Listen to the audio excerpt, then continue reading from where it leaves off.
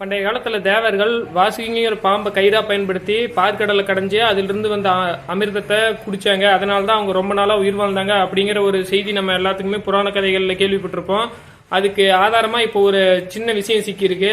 அதாவது என்னன்னு பாத்தீங்கன்னா, குஜராத் மாநிலம் கட்சிங்கிற இடத்துல அகழ்வாராய்ச்சி செஞ்சுக்கிட்டு இருக்கும்போது அங்க ஒரு இடத்துல ஒரு எலும்பு வடிவிலான ஒரு புதைப்படிமம் கிடைக்குது. அது முதல்ல என்னன்னு பார்க்கும்போது அது முதலையும் தான் எல்லாரும் நினைச்சிருக்காங்க. ஆனா அதை லேபுக்கு எடுத்துட்டு போய் டெஸ்ட் பண்ணும்போது தான் தெரிஞ்சிருக்கு அது முதல்ல இல்லை, அது ஒரு பாம்போடது அப்படின்னு. இதுல ஆச்சரியம் தர விஷயம் என்னன்னா, அந்த பாம்போட நீளம் என்னன்னு பாத்தீங்கன்னா 50 அடி நீளமும் கிட்டத்தட்ட 1 டன்னுக்கு அதிகமான எடையும் கொண்டதா அந்த பாம்பு இருந்திருக்கலாம் அப்படின்னு சொல்லி ஆராய்ச்சியாளர்கள் சொல்றாங்க. இது அதாவது வாசுகி பாம்பா தான் இந்த பாம்பா அப்படிங்கிறது அப்பாற்பட்டது. அதாவது 4 கோடி வருஷத்துக்கு முன்னாடி இறந்த பாம்போட படிமம் தான் இப்ப கிடைச்சிருக்கு.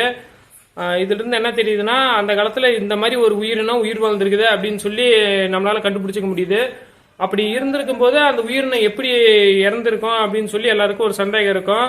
அதாவது இப்ப மாதிரியே அப்பவும் காலநிலை மாற்றங்கள் நடந்திருக்கலாம். அதனால அந்த பாம்பு இறந்திருக்கிறதுக்கு அதிகமான வாய்ப்பு இருக்குது. அதாவது இப்ப நல்லா பூஞ்சோலியா இருக்கிற ஒரு இடம் திடீர்னு பாலைவனமா மாறினா எப்படி அந்த உயிரினம் இறக்குமோ அந்த மாதிரி நடந்திருக்கலாம். அப்படி இல்லைன்னா ஏதாவது இயற்கை பூகம்பங்களால இறந்திருக்கலாம். அப்படி இல்லைன்னா அது வயது மூப்பின் காரணமா கூட இறந்திருக்கலாம். இப்ப 2 நாட்களா இணையதளத்துல இதுதான் ரொம்ப வைரலா பேசப்பட்டுக்கிட்டு இருக்கு.